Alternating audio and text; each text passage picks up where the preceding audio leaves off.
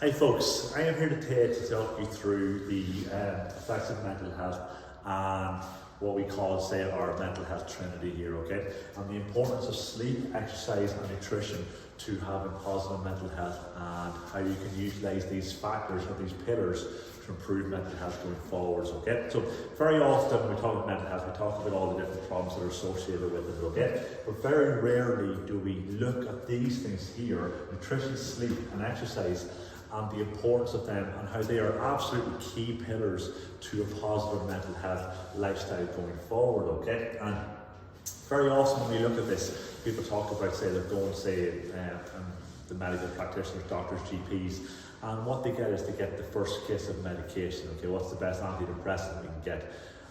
Whereas more and more doctors realistically should be promoting these three pillars as the first intervention in improving these symptoms, okay? So if we talk about it a little bit more, just give you a little bit of a statistic, say for example on exercise. And exercise is one of the key things, right? There's research done by the Harvard School of Health that showed that people that ran for 15 minutes per day or walked for 1 hour per day had a 26% lower risk rate of depression, okay? And that's a really good statistic, okay? And those that maintained that exercise regimen thereafter actually had a much lower chance of relapse as well, okay? So it just shows you the powerful effects of exercise, okay? And so if we talk about that a little bit further, I think we all know that if we have been feeling a bit crappy, we don't feel like we're working out today, right? What normally happens is we sometimes leave it off and we don't bother doing it.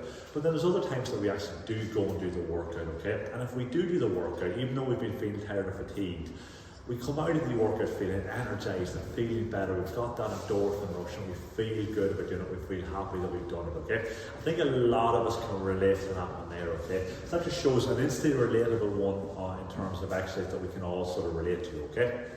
The next one is sleep. How often, guys, have you been fatigued, whether it be just an acute bout of fatigue or chronic fatigue from not sleeping over a period of time, and you're not able to handle the stresses of daily life because you've got that tiredness and fatigue going on, okay? I think when we know when we've got a good night's sleep and we're well refreshed, that we can handle the challenges of day-to-day routine and day-to-day stresses that are thrown at us, okay? So think about work, think about relationships, think about anything at all that can add stress to your life, okay? Not that work and relationships are all stressful, but sometimes they can add stress. We always handle this better when we're feeling better, when we're well slept, okay? Conversely, when we're not well slept over a period of time, I think we know what that feels like. We don't handle stressful situations. We're a bit more on edge, you know, we're a bit more ratty. We can bark back at people, we get into arguments a bit easier, we can just be a bit more stressed whenever we are fatigued. I think about that over a period of time, and if you don't do anything about it, that's just going to mount up. Stress is going to mount up, the pressure is going to mount up, and it's just going to be, it's not going to lead to sort of good consequences down the line, okay? And then thirdly, nutrition. Very rarely do we sort of take into account that how much nutrition has an effect on our mental health, okay? But I think we know when we're eating well, we feel better. Conversely, when we're not eating well over a period of time, we don't feel as well. Think about it like, some people that have been drinking, you've got a hangover, you don't feel great the next day, okay?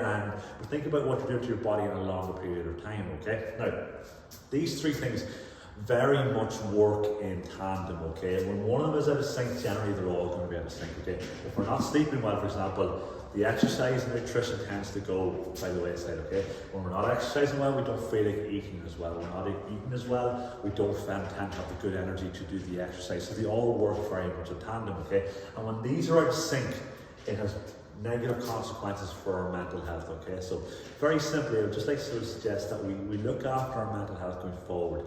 And instead of looking for a quick fix, okay, and going for sort of medication route or whatever, maybe we prioritise these three key pillars here and we make them the forefront for habits going forward, okay? So we're looking at sleep, for example. Can we sleep a bit longer? Can we work on our quality of sleep, okay? So maybe let's look at maybe having an extra half an hour sleep in and be cutting off the blue lights, the phones before we go to bed. With our nutrition, can we improve our nutrition? Can you drink a little bit more water? Can you add some more fruit and veg? And can you reduce the protein intake or reduce the processed food intake, but increase the protein intake as well? And exercise, Can you get that 15 minutes of a run in per day? Can you walk a little bit more, okay? Because we're after seeing the stats there show that exercise is hugely beneficial for our mental health, and we can all relate to that. So guys, you're not looking at making massive, huge changes here, but small incremental changes. 15 minutes extra sleep, little better nutrition, a bit more water, 15 minutes extra exercise, and then start building upon that. And all of a sudden you're going to be feeling better, and you're going to be able to handle life stresses that little bit better, folks, okay? Hope you enjoyed that, guys, okay? And just to let you know that Dylan Murphy has got a saggy bum and a silly haircut as well. Thanks, guys.